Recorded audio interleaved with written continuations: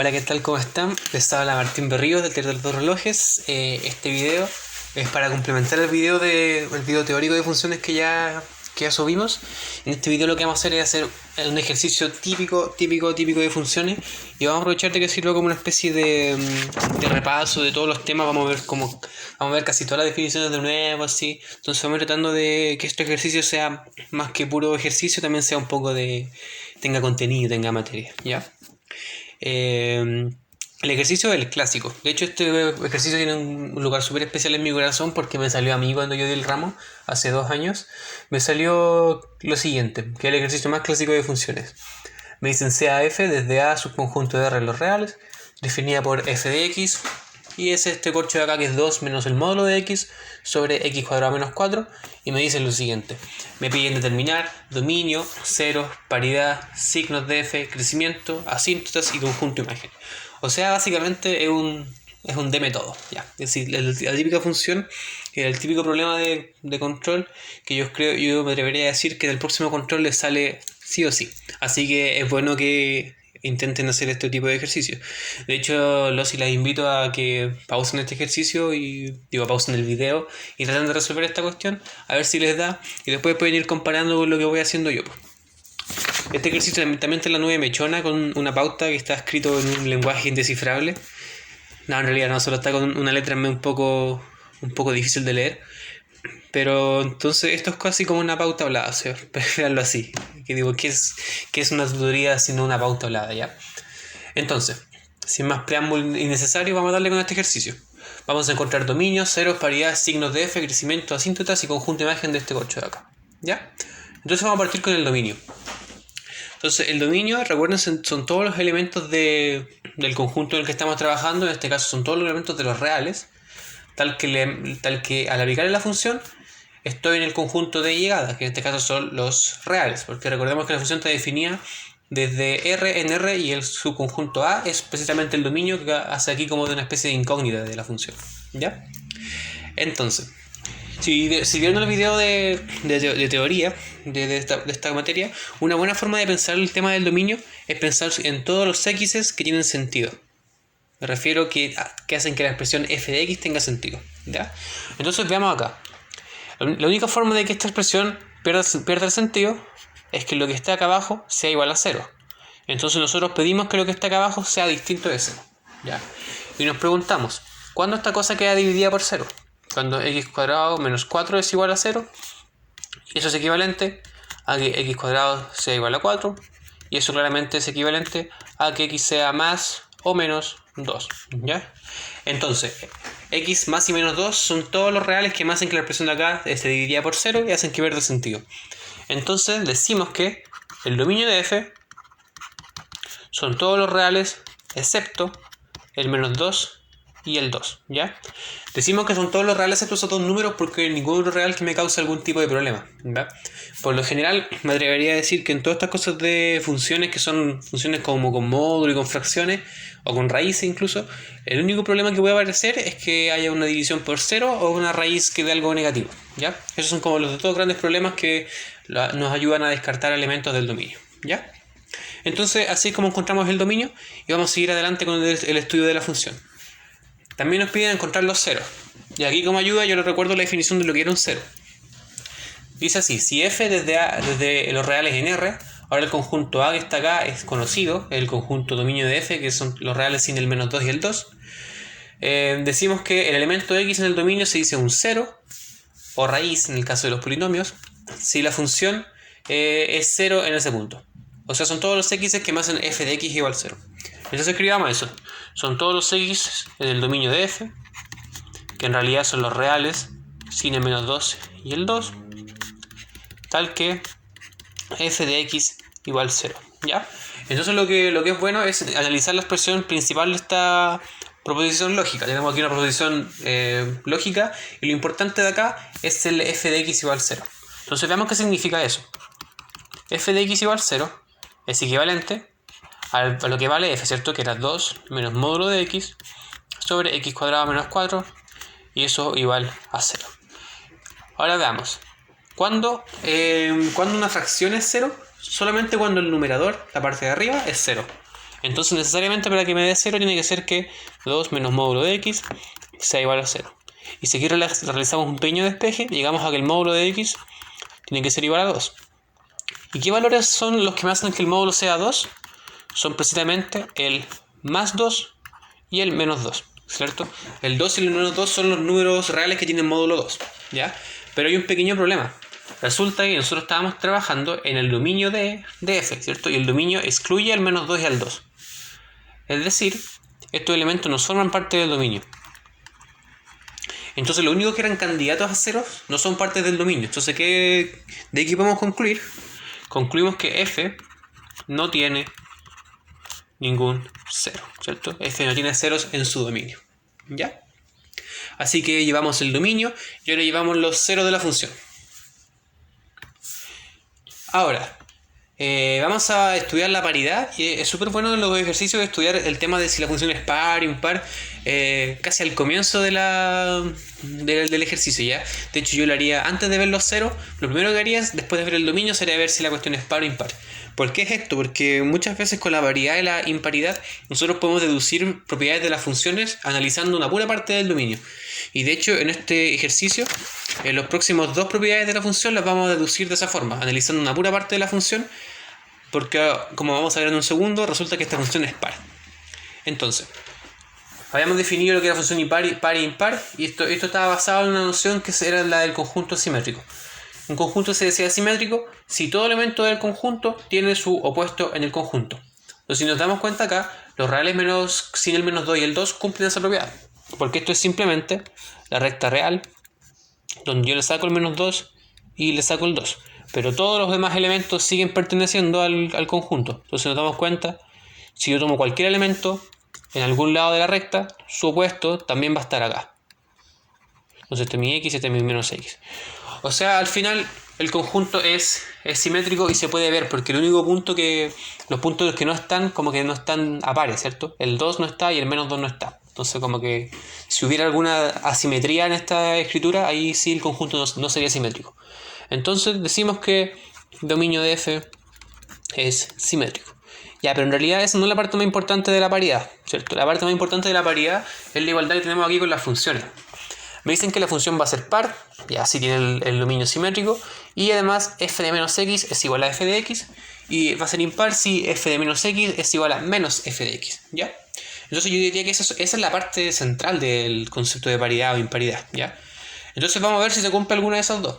Entonces el truco, si no sabemos cuál es par y cuál es impar, lo que hacemos es estudiando f de menos de x. Entonces hay tres opciones. O bien llegamos a f de x de un lado, o llegamos a menos f de x, o bien no llegamos a nada, que también puede pasar.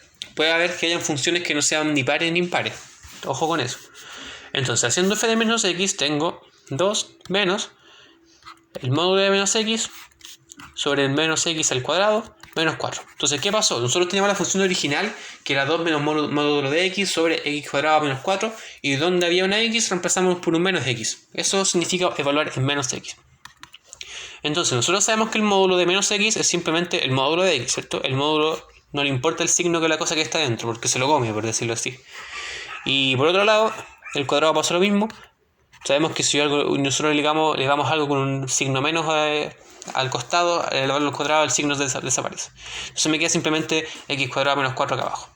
Y si nos damos cuenta, esto de acá es precisamente f de x. Entonces, tenemos que el dominio de f es simétrico, y además aquí probamos que f de menos x es igual a f de x. Entonces, por lo tanto, f es una función par. Y eso simplifica mucho las cosas. Cada vez que hay una función que sea par o impar, hay una especie de simetría, nosotros podemos deducir un montón de propiedades acerca de la función. ¿Ya? Entonces, ahora lo que vamos a hacer, yo les digo que a partir de ahora vamos a estudiar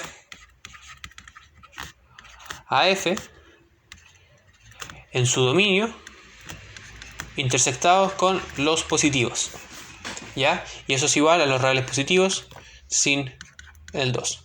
¿Por qué hacemos esto? ¿Por qué podemos hacer esta cosa de acá? Porque resulta que si la función es par, por la simetría que tiene, hay muchas propiedades que se van heredando. Entonces, por ejemplo, aquí voy a dar una especie de no sé, demostración, porque no es una demostración, en realidad no es formal, Pero si yo tengo una función que es par, recordemos que es simétrica respecto al eje y, como vimos en el video. Entonces, por ejemplo, si yo tengo una función que es así, si es par, la función va a ser así, hacia otro lado, ¿cierto? Va a haber una especie de reflejo con respecto a este eje, funciona de espejo.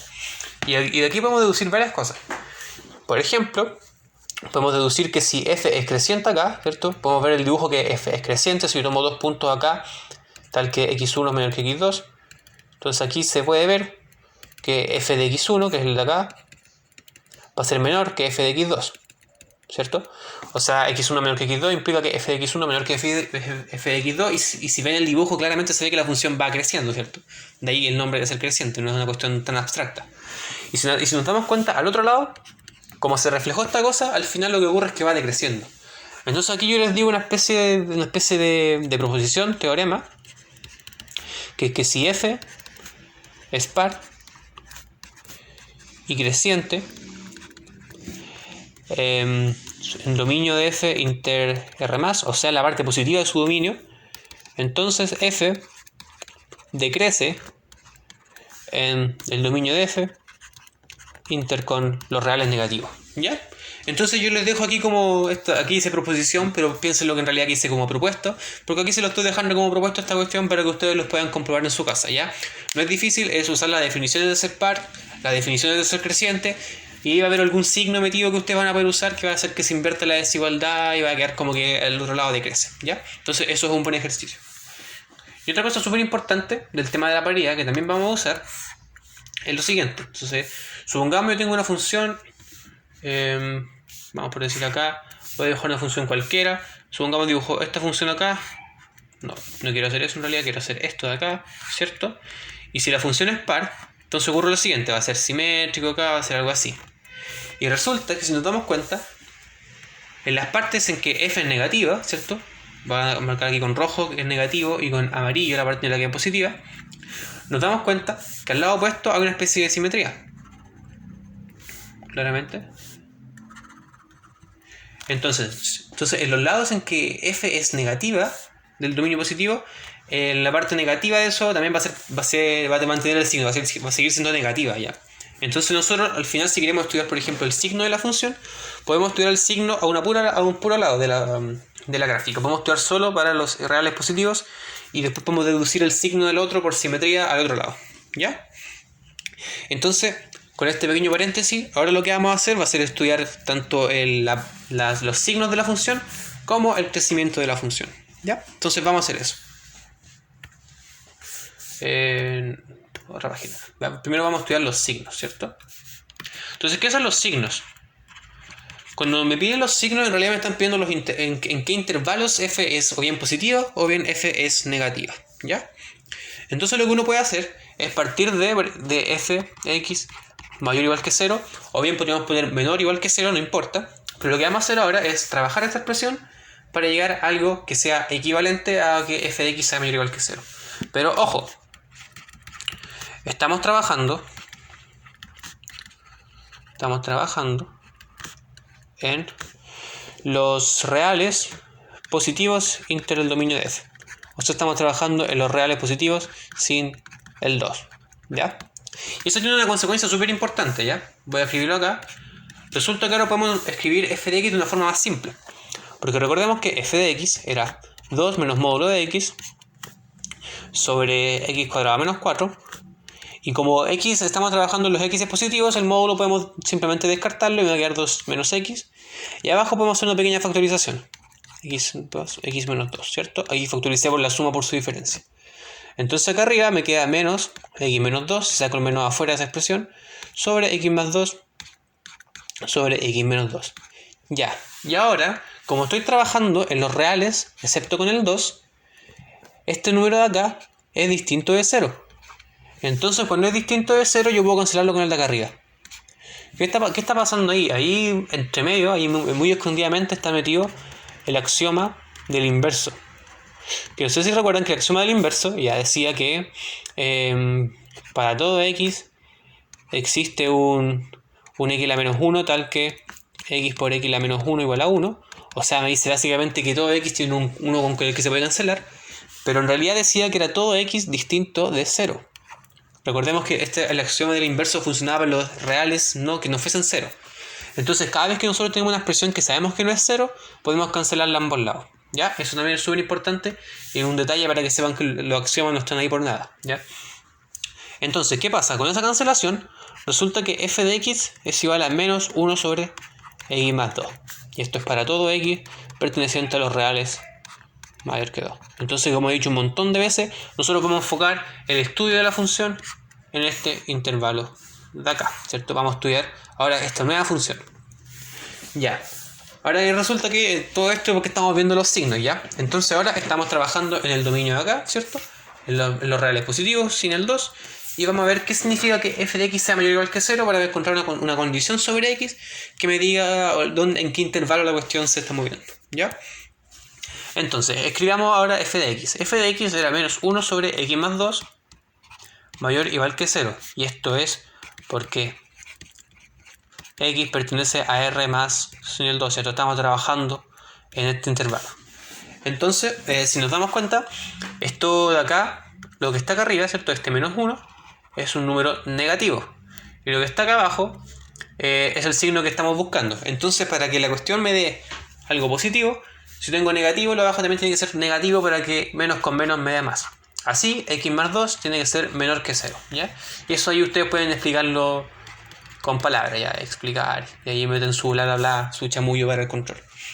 Y esto de acá, claramente va a ser equivalente a que x es menor que menos 2. Ya. Entonces aquí pasó algo raro. ¿Se dan cuenta? Llegamos a que x era menor que menos 2, pero nosotros estamos trabajando en un x que es estrictamente mayor que 0, porque estamos trabajando en los positivos. Entonces, esto de acá es falso. ¿Ya? Y ya, a lo mejor uno llega a un control y puede confundirse un poco, pero ahora vamos a interpretar qué significa exactamente eso. ¿Ya?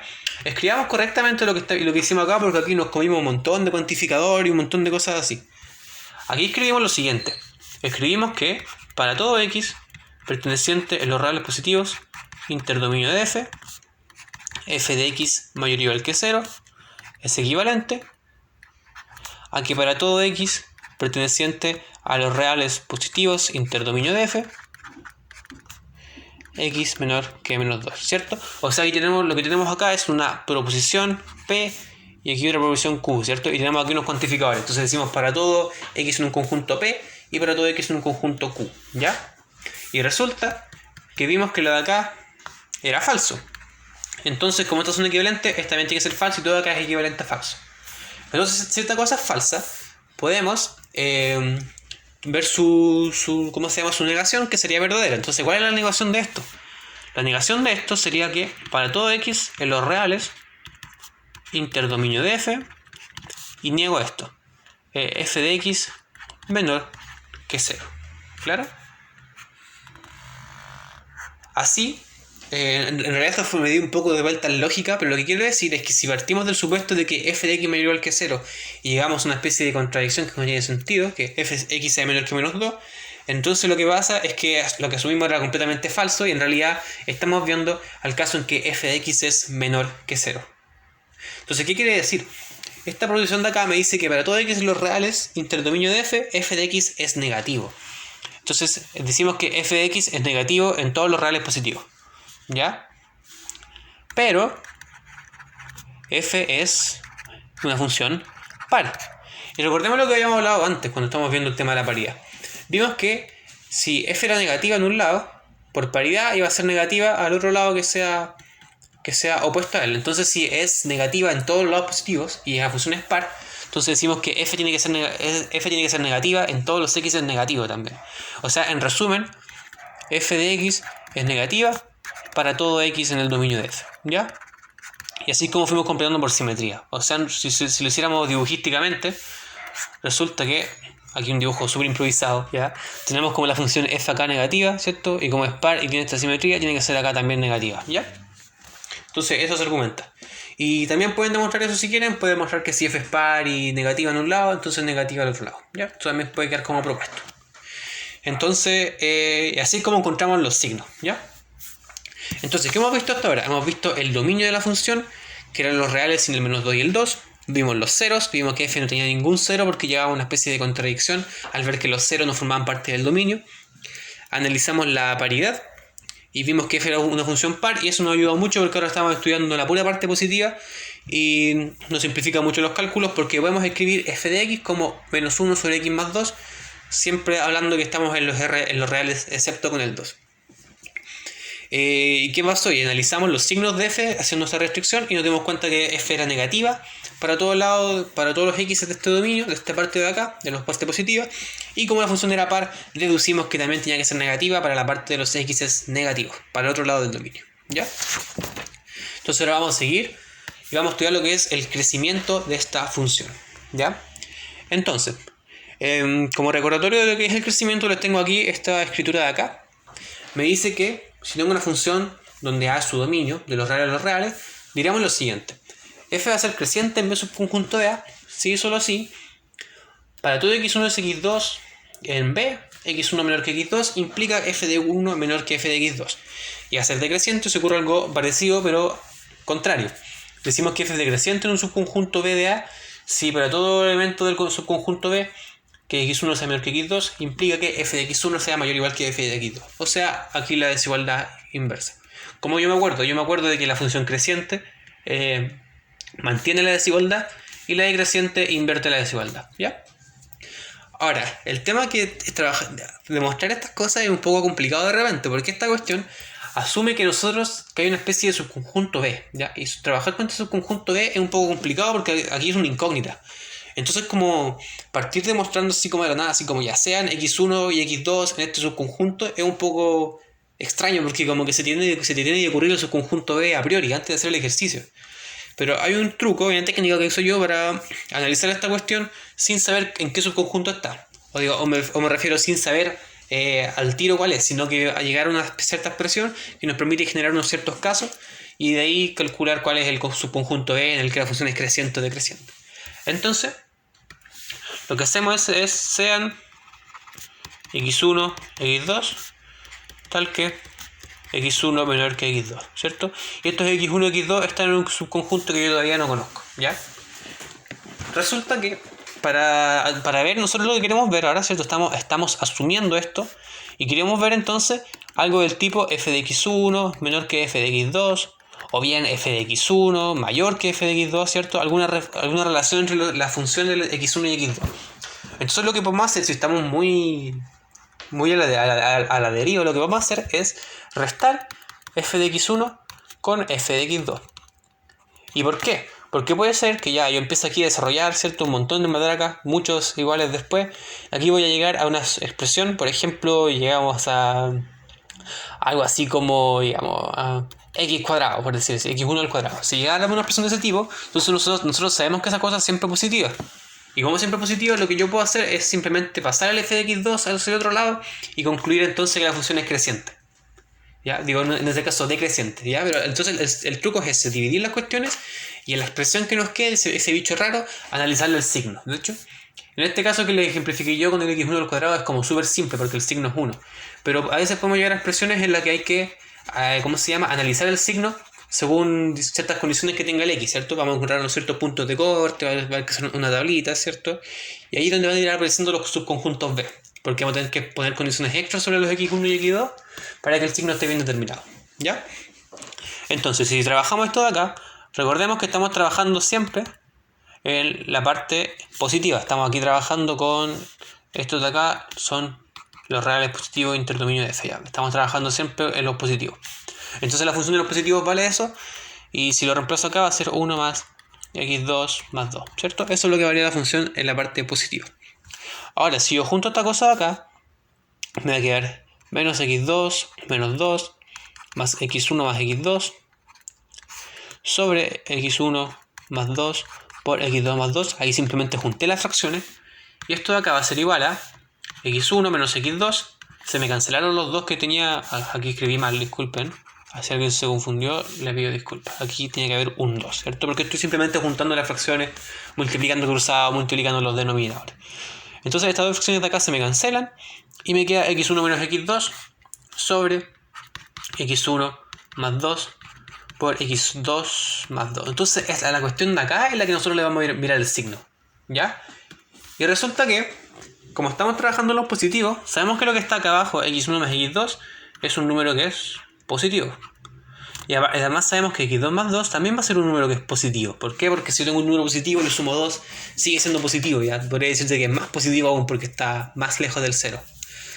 Pero y acá, cuando yo tengo x1 menos x2, nosotros estábamos asumiendo que x1 menor que x2. Entonces yo aquí estoy restando un número chico con un número grande y esta cosa de acá me tiene que dar negativo. Entonces esto de acá es menor que 0. Claro, y como yo les decía, si agarramos esta expresión, por transitividad esta cosa es menor que 0 y si la despejamos, tenemos en realidad que f de x1 es menor que f de x2. Ya. Entonces si se dan cuenta, aquí lo único que tuvimos que asumir sobre los x1 y x2 era que estaban en los reales positivos interdominio de f. Entonces ese es el subconjunto B del dominio en que la función es creciente. Entonces al final, ¿qué es lo que hicimos? Demostramos que para todo x1, x2, en el dominio de f entre los reales positivos, ¿cierto? Fue la única condición que pusimos. Se cumple lo siguiente: al asumir que x1 es menor que x2, asumimos esto. Dejen escribirlo un poquito más decente, por favor. Asumimos que x1 era menor que x2 y a partir de eso llegamos a que f de x1 era menor que f de x2. Entonces esa cosa de asumir y llegar a algo es precisamente el implica que tiene la definición. F de x1 menor que f de x2. Entonces demostramos que esto implica eso y eso es precisamente, por lo tanto, f es creciente en dominio de f inter R+. Ya, y si se acuerdan de que vimos cuando estábamos analizando toda esa cosa de ser creciente y decreciente, vimos que si la función crecía por un lado y era par, para el otro lado decrecía. ¿Ya? Entonces, ¿qué podemos concluir de esto de acá? Decimos que, por lo tanto, f decrece también en dominio f entre los reales negativos, ¿cierto? Ahora por la parte negativa va a decrecer. Y de hecho este crecimiento es, si quieren ponerlo, es estricto. Es estricto porque la desigualdad que llegamos acá era estricta, ¿ya? Entonces también acá sería estricto, ¿ya? Entonces es un poco más fuerte que simplemente ser creciente, sino que crece estrictamente, ¿ya? Entonces ya, vamos casi terminando este ejercicio. Quizás salió un poco largo, pero ustedes siempre pueden adelantar el video o derechamente no verlo. Y lo que vamos a hacer ahora es estudiar las asíntotas de la función, ¿ya? Entonces aquí les tengo la definición para que vayamos recordando. Sea f una función racional de la forma. Aquí tengo una forma muy complicada de escribir, de que arriba tengo un polinomio y abajo tengo otro polinomio. Y me dice que las asíntotas verticales, veamos, esas primero de f son las que corresponden a todas las raíces del denominador, pero no al numerador, no del numerador. Ya. Entonces nosotros veamos acá. Nosotros estamos estudiando f de x igual a menos 1 sobre x más 2, ¿ya? Y esto de acá es precisamente un polinomio, ¿cierto? Aquí tengo un polinomio que es un número real constante y aquí tengo un polinomio que es de grado 1, ¿ya? Digo, ya, pero esto no nos ayuda mucho en las verticales, nos va a ayudar más para la segunda parte. Para ver las asíntotas verticales nos conviene más estudiar la función enteridad. Entera. Entonces tenemos que f de x era 2 menos módulo de x sobre x cuadrado menos 4, ¿cierto? Esa es la función f entera. Entonces las verticales son todas las raíces del denominador, pero no del numerador. Y si nos fijamos, el numerador de acá, el denominador se hace 0 cuando x igual más menos 2. Lo habíamos visto al comienzo. Y esto de acá se hace 0 cuando x igual más menos 2. Entonces, ¿qué sucede? Que todas las raíces del denominador son también raíces del numerador. Entonces no hay ninguna que sea solo del denominador, pero no del numerador. Entonces, por lo tanto, f no tiene asíntotas verticales, ¿ya? Ahora sí volvemos con esta, con la que tengo acá arriba escrita, que es la función en los lados positivos, ¿cierto? Tengo aquí un polinomio de grado 0 y aquí un polinomio de grado 1. Entonces, ¿qué me dice esto acá? Las asíntotas horizontales de f corresponden a una recta si de la recta de ecuación am sobre bm si n es igual a m, donde n es el grado de arriba y m es el grado de abajo. Pero aquí el grado de arriba es 0 y aquí el grado de abajo es 1. Entonces ese caso no aplica, ¿ya? Pero ¿qué pasa?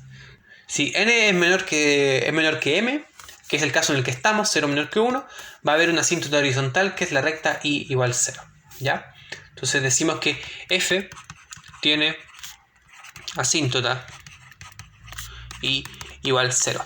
Y la intuición de esta cuestión es que si yo aquí tomo un f que se hace cada vez más grande, resulta que esta cosa se hace cada vez más chica, entonces como que f va tendiendo a 0, ¿ya? Tendiendo una palabra prohibida por ahora, pero más adelante van a ver qué significa exactamente que algo esté tendiendo a algo, ¿ya? Así que más adelante en el curso lo veremos. Entonces ya nos faltan unas últimas dos cosas simplemente. Nos falta ver todo el tema de la imagen de la función y por último nos falta hacer el gráfico de la función, que en realidad lo va a hacer un computador, pero yo también les voy a dar un poco de unas indicaciones de cómo se hace el gráfico, ¿ya? Entonces el gráfico es el intervalo donde vive la función. Digo, nada que ver, la imagen es el intervalo donde vive la función, y con donde vive me refiero al intervalo al que pertenecen los f de x, ¿cierto? Hay una especie de intervalo que puede ser bien cerrado o abierto, donde están metidos todos los f de x, ¿ya? Entonces resulta que no hay como una fórmula para encontrar la imagen simplemente. Ustedes bien podrían, a lo mejor podrían tratar de encontrar como el dominio de la inversa, pero ahí hay que meterse con cosas más complicadas como biyectividad, que no tiene sentido, ¿ya? Entonces lo que vamos a hacer es una especie de investigación sobre la función. Vamos viendo, ¿qué vimos? Primero vimos lo siguiente. Vimos que para todo x en el dominio de f, f de x era menor que 0. ¿Cierto? Cuando estamos viendo los signos llegamos a que siempre era negativa. Entonces a priori tenemos que la imagen de f debe ser un subconjunto de los reales negativos, ¿ya? Entonces nos preguntaremos, ¿serán todos los reales negativos? ¿Será que esta función se va al infinito hacia abajo negativo? Y la respuesta la podemos encontrar en el crecimiento. Ya, vimos lo siguiente, vimos que f decrece en R menos interdominio de f y crece en R más dominio de f. Entonces veamos eso en una especie de tablita que les voy a hacer acá. Tenemos que, voy a hacer la buena tablita, nunca falla. Tenemos acá el dominio de f, voy a escribirlo como df nomás, R negativo, y aquí df de nuevo, R positivo, ¿ya?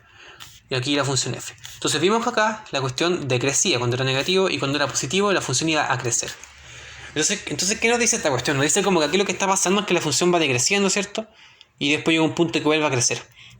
Entonces nuestra intuición es que ahí debería haber una especie de punto mínimo, ¿cierto? Y ese punto mínimo lo indicaría el límite inferior de la imagen, porque todas las funciones estarían sobre esa cosa. Entonces podríamos acotar por abajo la imagen de la función y saber más o menos dónde está la cuestión metiéndose. ¿Y cómo podemos asegurar que eso es un mínimo? La clave está que en este punto de acá, en el que el punto deja de crecer, es el x igual 0.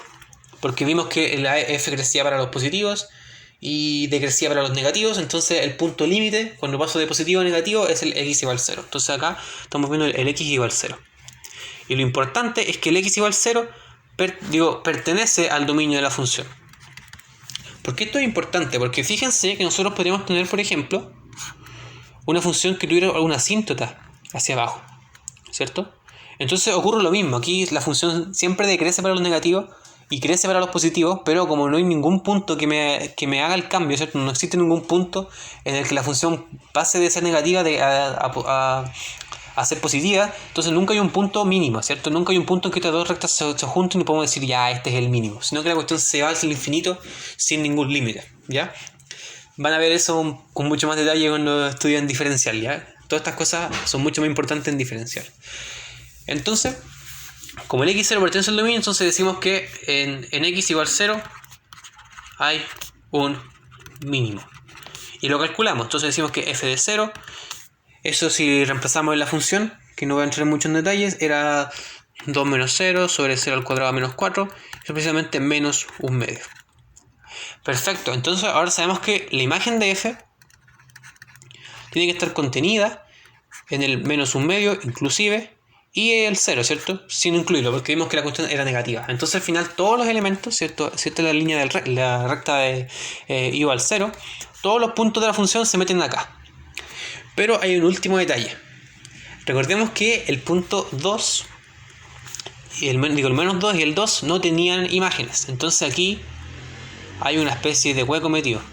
Entonces al final la imagen no son todos esos puntos, sino que hay una especie de hueco ahí, como el lenguaje súper técnico. Hay un hueco que estamos contando, pero en realidad no debería estar ahí. Entonces ahora vamos a ver dónde se halla esa cuestión, ¿ya? Entonces les recuerdo que estamos estudiando la función de los reales positivos. Vamos a ver el lado positivo nomás porque el lado negativo es análogo por paridad. En los reales está que a cada x la asociada va el menos 1 sobre x más 2, ¿cierto? Eso si nos restringíamos el caso positivo. Pensemos ahora en f barra, ¿cierto? Otra función que va de los reales positivos, ahora sin la restricción de que sea distinto de 2, a los reales, tal que x pertenece a menos 1 sobre x más 2. Entonces yo les pregunto, ¿cuál es la diferencia entre la función f y f de barra? Si se dan cuenta, la única diferencia radica en que este no incluye al 2, mientras que este sí incluye al 2, ¿cierto? Entonces, si viéramos esta función de acá, su gráfico se parecería al de la función f, sería algo así, ¿cierto? Mi f barra, mientras que mi f normal sería algo así, pero tendría un circulito acá que corresponde a que no pertenece el punto, ¿cierto? Por lo general ponemos este circulito para mostrar que hay un punto que falta. Y ese punto que falta es el x igual 2, porque no forma parte del dominio. Entonces, ¿cómo podemos saber cuál es el hueco? Podemos saber el hueco evaluando la función en f barra, ¿cierto? O sea, quitamos momentáneamente la restricción de que f no pueda ser igual a 2, y de ahí vemos que cuánto tiene que ser en f barra. Entonces, f barra de 2 va a ser igual a menos 1 sobre 2 más 2, y eso es igual a menos 1 sobre 4. Entonces, perfecto. Entonces este punto vale menos 1 sobre 4, y como f es simplemente la función sin ese punto, esto vale sobre 1 sobre 4, ¿ya? Y aquí también es súper importante que la función sea creciente siempre, para decir que este punto no es parte del recorrido. Por ejemplo, si la función hiciera algo así, entonces este punto de acá estaría acá, pero no estaría acá, entonces igual estaría en la imagen, porque igual hay una cuestión que le hace la paña, ¿cierto? Pero como la función es siempre creciente, no hay ninguna cuestión que me salve esta ruptura de la imagen del menos un cuarto. Ya. Entonces, para no irnos por la rama, lo que vamos a hacer ahora es decir que teníamos que la imagen de f eran todos los intervalos menos 1,2,0, pero ahora podemos concluir entonces que la imagen de f va a ser el menos 1,2 hasta el 0, ¿cierto? Sin el menos un cuarto, porque no hay nadie que le haga el apañe al menos un cuarto, ¿ya? Entonces esa es la imagen. Ven que para generar la imagen no es una cuestión tan directa, no es tan formulística, hay que hacer un poco de análisis de la función. Y esto de acá igual puede ser un poco chamullo porque trata de hacerlo de la forma más formal, pero ustedes por lo general podrían como agarrar la función, esta función nueva que habíamos hecho, restringirlo a los positivos y evaluarlo en 2 y ver que da un valor de menos un cuarto, ¿cierto? Pero ustedes sepan que ese valor es un valor falso, por decirlo así, porque ustedes no pueden estrictamente evaluar en 2. Y ese valor falso corresponde con el hoyito que está acá. Ya. Y ahora vamos a ver el gráfico, ¿cierto? Y para eso les tengo preparado un gráfico, porque no quise dibujarlo, pero vamos a tratar de explicarlo, ¿ya? Entonces, tiene el gráfico acá. Y aquí vamos a ver lo siguiente. Aquí se ve todo lo que analizamos. Se ve todo lo que analizamos. Volvamos acá. Habíamos visto que el dominio era los reales sin el 2 y el menos 2. Aquí precisamente lo que ocurre es que tengo este circulito de acá. Este circulito de acá que me indican que ahí no está ni el 2 ni el menos 2 en la parte del dominio, ¿ya? O sea, esa parte la tuvimos bien. Vimos que la función no tenía ningún cero. Y si nos damos cuenta aquí como que no tiene pinta de haber ningún cero, como que la función está siempre negativa. Que es otra cosa que habíamos predicho. Habíamos dicho que la función era siempre negativa. También predijimos correctamente que acá había una especie de mínimo en el menos 1, ¿cierto? En el punto 0 que valía algo así como menos un medio, creo, ¿cierto? Si nos vamos aquí al gráfico, es precisamente el menos 0,5, o sea, el menos un medio, ¿ya? Y ese es el gráfico de la función. También se ve que para allá crece, para acá decrece, o sea, al final encontramos todo lo que habíamos visto en la parte teórica se traduce en la parte gráfica, ¿ya? Y como último comentario, nosotros igual tenemos algunos conceptos vacíos ahora como estamos estudiando las funciones, ¿ya? Nos faltan muchos conceptos más importantes para estudiar como completamente una función. Por ejemplo, si se dan cuenta acá, en este punto de acá hay una especie de como que cae en punta la función, ¿cierto? Como que la función no hace una curva bonita, sino como que hay un cambio brusco de dirección. Y esa cosa la van a ver en diferencial, tiene que ver con la derivada, que no voy a entrar en detalles ahora, pero hay una forma de predecir que la función va a ser así también.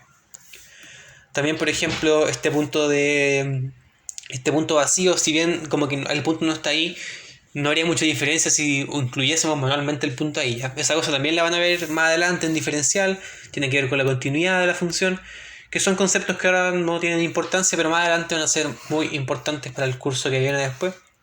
para que sepan que esta cosa de acá la van a ver por mucho tiempo más, ¿ya? Entonces, les aseguro que cuando salgan de plan común van a estar vueltos locos con la función, van a hacerse todas sus propiedades, van a conocerla al revés y al derecho, ¿ya? Entonces, por mi parte, yo no tengo nada más que decir. Así que con eso concluimos este video. Mucho éxito en el control, en las futuras evaluaciones, en lo que sea. Éxito en la carrera del semestre. Y nos estamos viendo en futuros videos, ¿ya? Hasta luego.